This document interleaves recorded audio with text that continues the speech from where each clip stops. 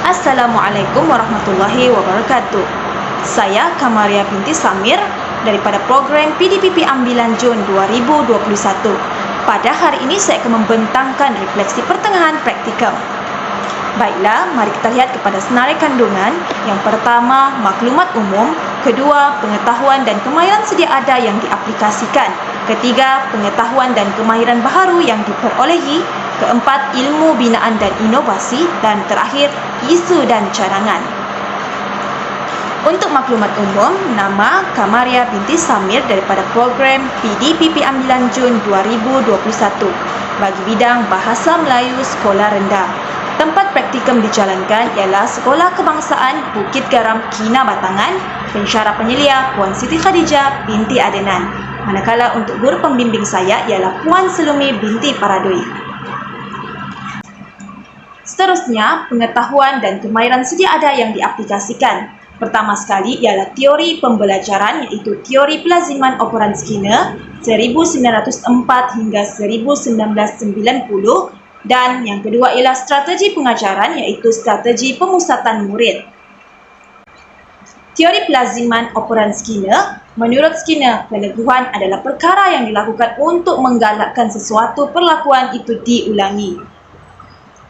Peneguhan juga adalah bentuk motivasi dalam aktiviti pengajaran dan pembelajaran. Othman 2006 juga berpendapat sekiranya murid diuruskan oleh guru yang dapat memberi peneguhan, maka masalah disiplin dapat dikurangkan. Kesannya, murid akan berasa lebih disayangi dan dihargai, sekaligus dapat membentuk tingkah laku murid yang guru inginkan pada masa hadapan. Kaedah peneguhan yang saya gunakan ialah buku ganjaran, yang kedua hadiah, dan yang terakhir ialah pujian. Ini adalah buku ganjaran yang saya sediakan kepada murid-murid saya.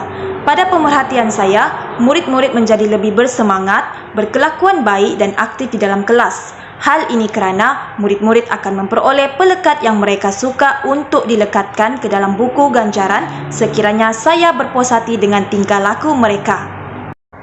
Seterusnya, untuk strategi pemusatan murid.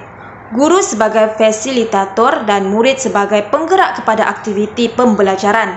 Murid diberikan kebebasan untuk melaksanakan aktiviti mengikut kreativiti, meningkatkan kemahiran berkomunikasi, kepimpinan, kemahiran kerja berpasukan dan sebagainya.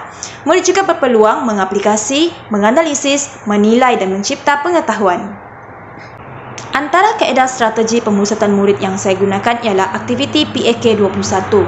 Dalam aktiviti ini mampu menjana idea murid melalui perbincangan kumpulan ataupun aktiviti yang melibatkan penggunaan peta iting. Aktiviti ini bukan sahaja dapat meningkatkan pengetahuan, malah turut meningkatkan kemahiran insania murid itu sendiri. Seterusnya ialah pembelajaran berasaskan projek. Pembelajaran berasaskan projek dapat membantu murid untuk menguasai kandungan pelajaran serta meningkatkan semangat kolaborasi yang akhirnya membantu murid-murid berfikiran secara kritis dan inovatif. Yang ketiga ialah teknik penyoalan. Pemilihan teknik penyoalan dalam pengajaran dan pembelajaran dapat melahirkan interaksi antara guru dengan murid serta murid dengan murid secara berkesan.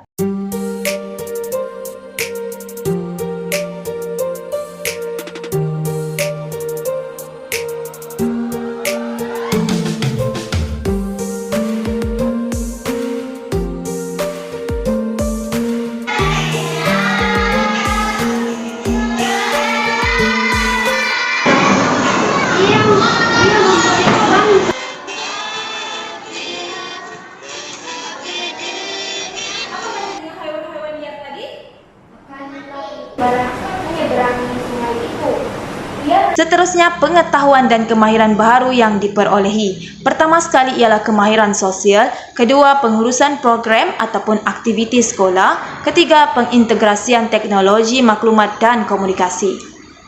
Untuk kemahiran sosial, saya dapat membina hubungan yang baik dengan pentadbir dan anggota kumpulan pelaksana iaitu AKP, guru-guru, ibu bapa dan murid. Selain itu, saya juga mewujudkan persekitaran kerja dan suasana sesi pengajaran dan pembelajaran yang positif serta dapat meningkatkan kemahiran berkomunikasi serta mewujudkan interaksi yang berkesan di dalam bilik darjah bagi menggalakkan penglibatan murid.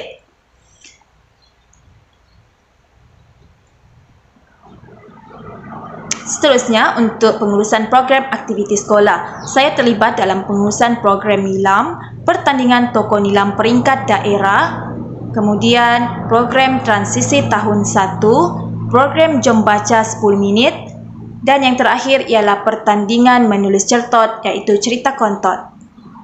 Pengetahuan dan kemahiran baharu yang ketiga ialah pengintegrasian teknologi maklumat dan komunikasi TMK. Penggunaan TMK adalah penting bagi melahirkan murid yang sentiasa bersedia dengan cabaran abad ke-21. Bukan sahaja menarik, malah menurut Starbucks 2006, TMK merangsang sisi kreatif otak murid. Manakala Abdin Lubis ETL 2019 juga mengatakan penggunaan TMK menggalakkan serta meningkatkan independent learning murid. Pengintegrasian TMK dalam pengajaran dan pembelajaran dapat menarik perhatian murid di samping menggalakkan mereka untuk terlibat secara aktif dalam PDP. Antara bentuk TMK yang saya gunakan dalam PDP ialah Canva, CapCut, Google Meet, Filmport, YouTube, Google Form, Scratch dan Live Worksheet. Ini adalah antara hasil penggunaan TMK yang saya gunakan di dalam sesi PDP. Pada penjelasan yang diberikan oleh Pakcik Harun tadi. Alia dan Imran. Hobi ibu kamu menanam tanaman herba di dalam pasu. Apa? Assalamualaikum dan selamat pagi. Kita boleh merasai sesuatu menggunakan hidung, menggunakan tangan dan di sekolah. Baiklah, mari kita lihat cadangan ayat daripada cikgu untuk perenggan yang kedua. Cikgu nomborkan dia, perenggan pertama. Krepeknya ada pelbagai rasa lah. Jadi murid-murid boleh letak macam yang cikgu buat ini.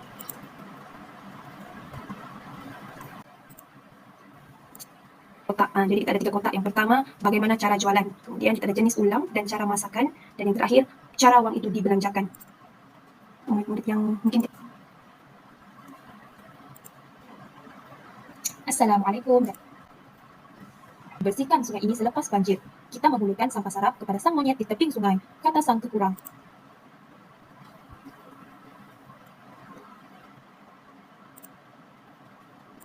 Tentang pencemaran sisa ubat-ubatan. Menjadi hidupan di dalam sungai.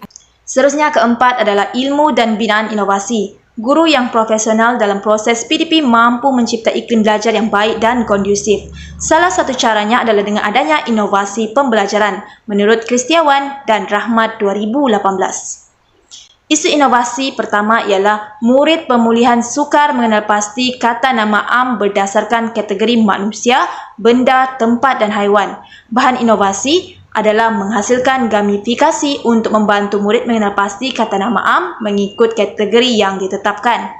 Keberkesanan adalah membantu murid mengenal pasti kata nama am dengan baik, meningkatkan tahap penguasaan murid, dapat menarik minat murid dalam pembelajaran bahasa Melayu serta mewujudkan pembelajaran yang menyeronokkan.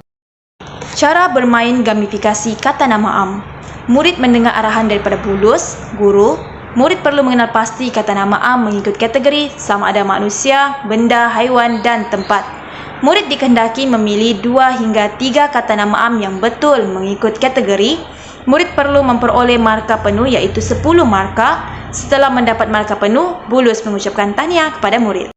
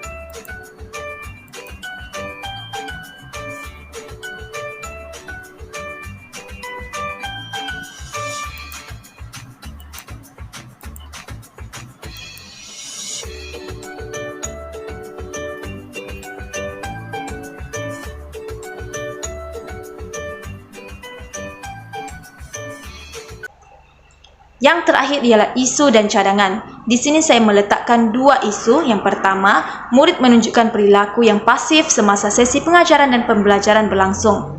Cadangan, guru perlu mengubah suai bentuk arahan dan soalan dengan menggunakan laras bahasa yang mudah difahami oleh murid. Kedua, melaksanakan aktiviti yang menarik perhatian dan menyediakan soalan mengikut tahap penguasaan murid agar mereka dapat menjawab soalan dengan betul. Ketiga, guru perlu memberikan peneguhan positif kepada murid sama ada bentuk pujian atau hadiah untuk memberikan semangat kepada murid bagi melibatkan diri secara aktif dalam aktiviti pembelajaran yang dijalankan di dalam bilik darjah. Untuk isu yang terakhir, murid tidak memberikan tumpuan ketika sesi pengajaran dan pembelajaran. Untuk itu, guru perlu menghasilkan bahan bantu mengajar yang menggunakan peralatan TMK atau menayangkan video untuk menarik perhatian murid, mewujudkan aktiviti kumpulan yang sesuai dengan semua tahap pengetahuan murid dalam bilik darjah, serta yang terakhir, guru perlu mewujudkan pendekatan gaya yang lebih menarik perhatian murid sepanjang sesi pengajaran dan pembelajaran.